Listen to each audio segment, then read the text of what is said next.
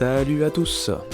Changement de mois, changement d'angle, changement de scenery, pas forcément de série cette fois, mais je vais vous parler rapidement d'une pionnière du sport, une anomalie pour son époque, une reine du sport avec un grand S et avec un grand R.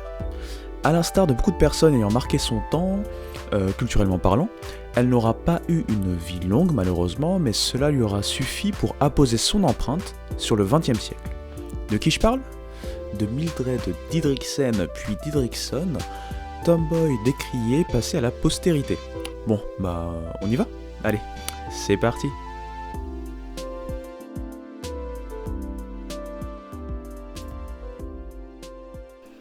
D'origine norvégienne et officiellement née à Port Arthur en 1911, elle réfutera d'ailleurs cette date en revendiquant être née en 1914, elle grandit et vit de sport.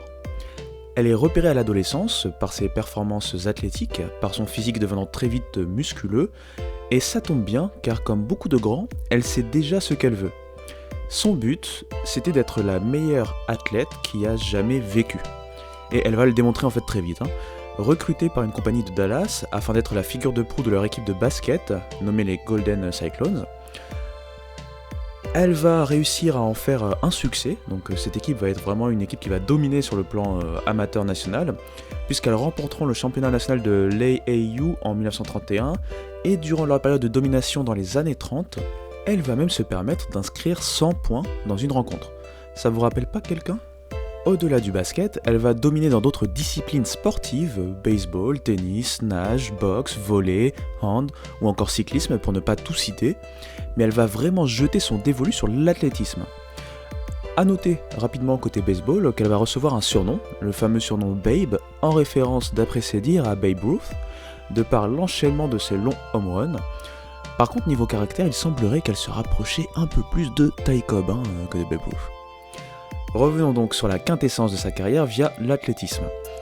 Toujours en tant que représentante de son entreprise, en AAU, lors des championnats, qui servaient également de compétition qualificative pour les Jeux Olympiques de 1932, elle va se retrouver à représenter son entreprise seule, donc elle va constituer une équipe toute seule. Du coup, c'est pas vraiment une équipe, non ? Elle va surtout se confronter à des teams, elles, qui sont complètes et qui avaient des fois plus de 20 membres. Là, elle va tout simplement mettre tout le monde d'accord, 3 heures de compétition, 8 événements, 6 épreuves remportées dont une ex-aequo et 3 records mondiaux. Elle bat à elle seule les autres équipes et part donc rejoindre les Olympiades à Los Angeles en 1932. Là-bas, elle va être confrontée à quelque chose qu'elle a connu toute sa vie, une discrimination, qu'elle soit directe ou indirecte. Avant de crier au loup, il faut prendre du recul, il s'agit avant tout d'une autre époque, donc d'autres mœurs, d'autres idéologies, voilà. En tout cas, souvent décrié de par ses prouesses et son côté garçon manqué, à une époque où les femmes se devaient d'être coquettes, apprêtées, etc., etc. Tout ça sous le concept de féminité tel que l'époque le concevait. Elle va se retrouver donc aux Jeux Olympiques, avec une conséquence qu'on va voir, plutôt indirecte de ces effets de société, de mœurs. Elle ne va pouvoir participer qu'à 3 épreuves, alors qu'elle en a gagné 5, la faute à un règlement qui limitait en fait à ce chiffre le nombre d'engagements pour une femme en athlétisme.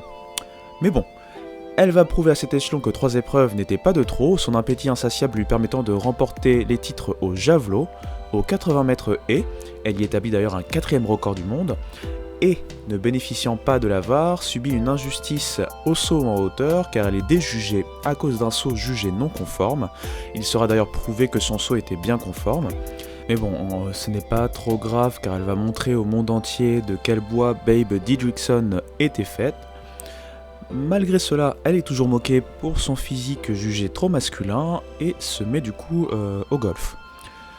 Dans cette nouvelle discipline, comme vous vous en doutez, elle va dominer, après un travail acharné pour s'adapter à un sport plus politiquement correct pour les femmes. Elle va y remporter 82 tournois dans sa carrière, en gagnant à un moment 14 tournois à la suite. Elle va même aller plus loin puisqu'elle va imprégner le golf de sa trace indélébile, en faisant partie des 13 membres fondateurs de la LPGA, Ladies Professional Golf Association, tout ça pour en plus remporter 3 US Open et 10 tournois LPGA. Malheureusement, comme énoncé en préambule, elle ne va pas avoir une longue vie.